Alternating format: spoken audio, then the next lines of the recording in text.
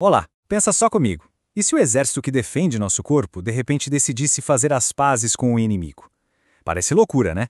Pois hoje a gente vai mergulhar de cabeça no paradoxo imunológico. É uma história que, olha, vira de ponta cabeça tudo aquilo que a gente acha que sabe sobre defesa e ataque dentro do nosso próprio organismo.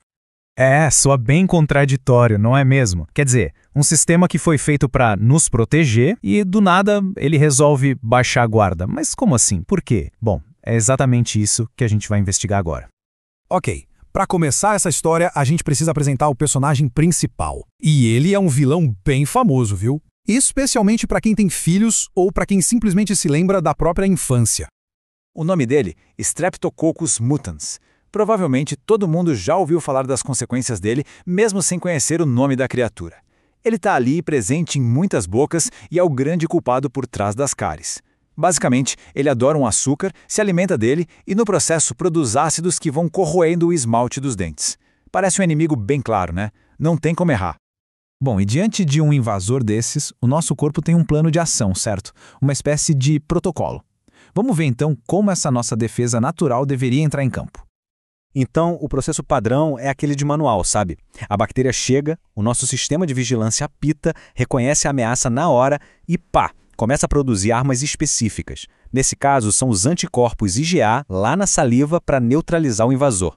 Essa seria a nossa primeira linha de frente. Na teoria, esse escudo deveria dar conta do recado. Mas a realidade, principalmente quando a gente fala de crianças, mostra que a coisa é bem mais complexa. E é justamente aqui que a nossa história dá uma virada daquelas. Então se prepara, porque o que acontece agora desafia a lógica de qualquer sistema de defesa que se preze. É como se o corpo, simplesmente se cansasse de lutar.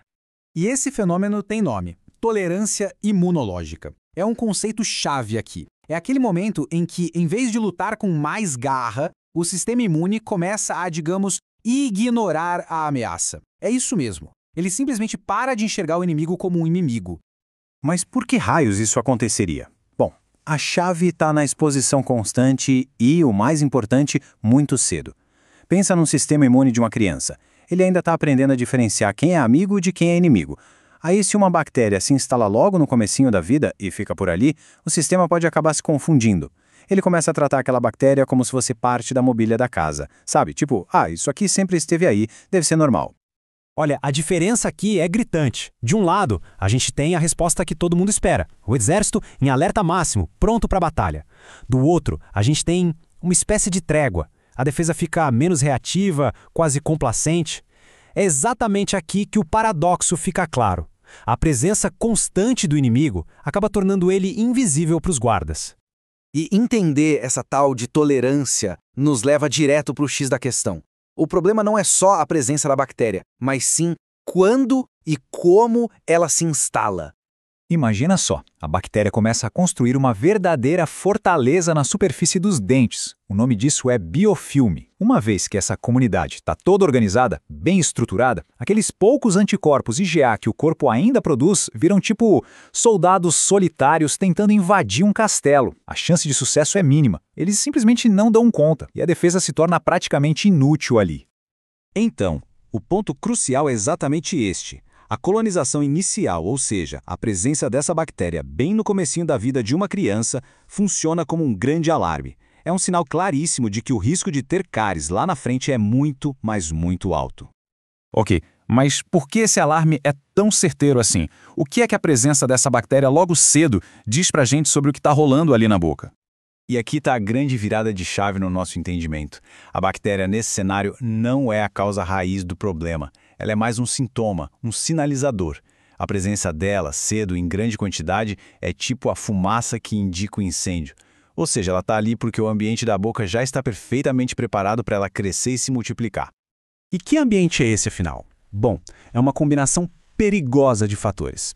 Pensa comigo, uma dieta cheia de açúcar, que é o banquete da bactéria, uma higiene bucal que não está dando conta de remover aquele biofilme e, como resultado, a gente tem aquela fortaleza bacteriana super bem instalada, pronta para causar estrago. Portanto, a grande lição que fica é uma mudança de perspectiva, de foco. Em vez de pensar só em combater a bactéria, a prevenção de verdade está em controlar o ambiente como um todo. A analogia é perfeita. É como cuidar bem do solo para que a erva daninha nem cresça, em vez de ficar só arrancando ela depois que já tomou conta de tudo. E tudo isso nos deixa com uma pergunta bem forte para pensar. Se o sistema imune de uma criança pode ser, de certa forma, treinado para ignorar a ameaça, e se o ambiente da boca já está todo preparado para o desastre?